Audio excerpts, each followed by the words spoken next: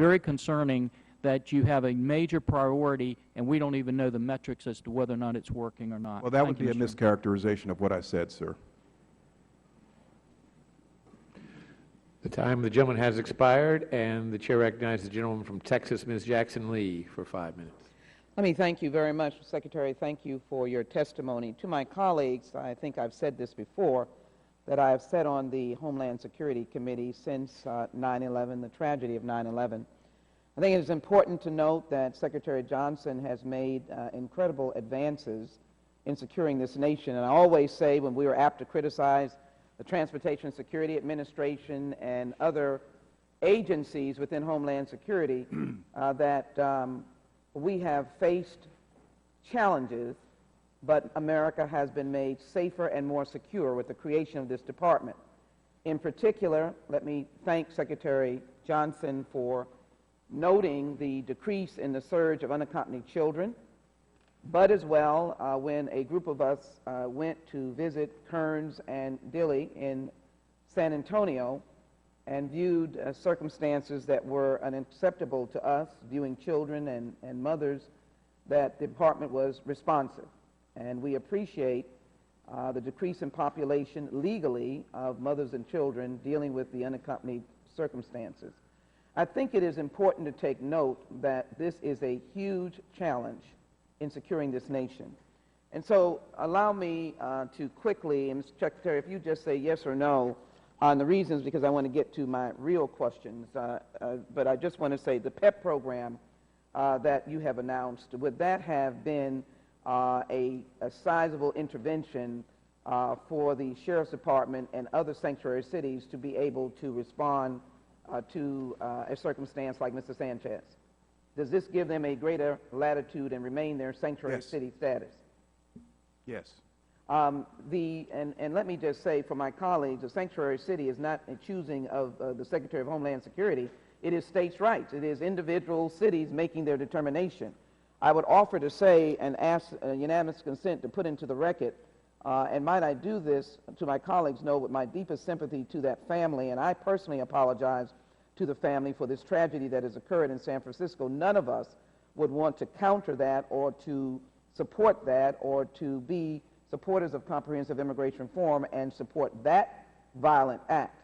But I do think it's important to note that murders in San Francisco, for example, compared to cities of Minneapolis and Dallas of the same size, those murders are at 5.75 and Indianapolis is 15.17 and 11.39. Over the years, the homicides in San Francisco has gone down. I don't necessarily want to condemn sanctuary cities, but I do want to condemn the idea of communication.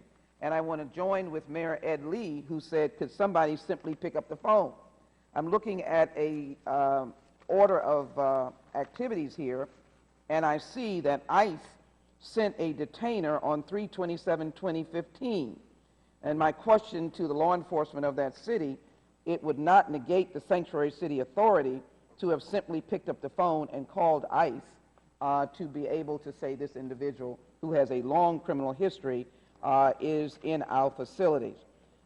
Mr. Secretary, was that a possibility? In light of this horrible tragedy that we don't diminish, could that have been a phone conversation to ICE at that time from the Sheriff's Department and not violate their sanctuary city rules, per se? Well, my strong intent with the new PEP program is that we have the type of cooperative relationship with local law enforcement such that we get notification before somebody is released, right, so that we get there in time to pick them up when they are released. And they could have also made a call at that time as well. Yes. I won't get into warrants and orders, but they could have made a call. Let me move quickly to this issue of violent extremism and just cite for you an article from the New York Times that made it clear that since 9/11, there were 19 non-Muslim extremist attacks versus 7 Islamic militants attacks, and we all know that we're concerned about ISIL and a cell in every state.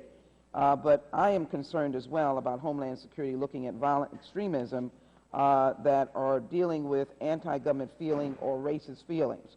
I have every respect for opinion and speech, that expresses hatred toward me because I'm an African American, but not violence, as evidenced by Mother Emanuel. Can you explain what you will be doing about capturing those who engage in violent, anti-extreme, anti-government activities, and, of course, racial violence that is rising as a perspective of domestic terrorism?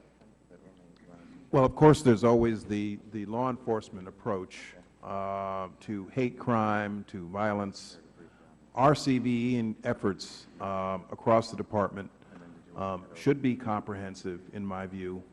I have personally spent a lot of time on CVE engagements, as you know. We attended one together in Houston about a month ago. At the moment, my priority has been focusing on communities that I believe are most vulnerable, at least some members of the community, to appeals from ISIL, Al-Qaeda, and other terrorist groups overseas who are actively targeting individuals in these communities. And so I think we need to focus on communities that themselves have the ability to influence somebody who may be turning in the direction of violence. Without a doubt, there is the potential, the very real potential, of domestic acts of terrorism. I just went to Oklahoma City for the 20th anniversary of the bombing there in April. A program that counters domestic violent extremism, domestic-based violent extremism, is, in my judgment, a little more complicated. The terrorist threat to the homeland from overseas that I'm concerned about is one that is making active efforts to recruit people in response to ISIL's recruitment efforts. And so we've been, as you know, very focused on that. But I do agree with the spirit of your question that violent extremism in this country can exist in a lot of different forms, ma'am.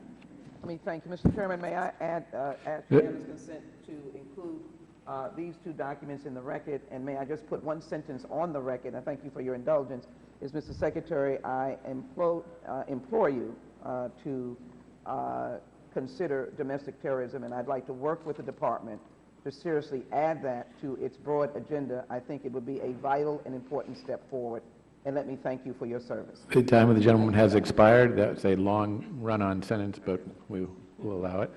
And those two documents will be made a part of the record, and the chair now recognizes the gentleman from Iowa, Mr. King. Thank you, Mr. Chairman. I appreciate this hearing, Mr. Secretary. I appreciate also your testimony here. Listening to the testimony, yeah, there we go. Listening to testimony about ICE detainers, and I'm going to pause for a minute here. Can I have a clear path? Thank you.